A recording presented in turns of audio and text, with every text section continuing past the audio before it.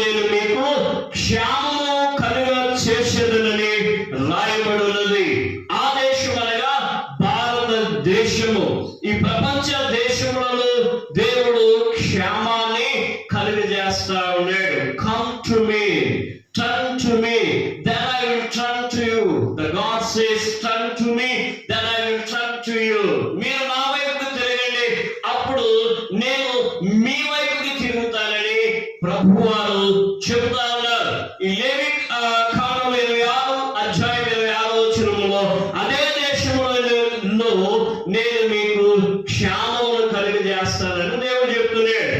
యెషయా గ్రంథం 22వ అధ్యాయం 23వ వచనములో దిట్టమైన చోట మేకు కొట్టినట్లు నేను అతనిని స్థిరపరచెదను అని చెప్తా ఉన్నాడు. దిట్టమైన చోట మేకు కొట్టినట్లు నేను అతనిని స్థిర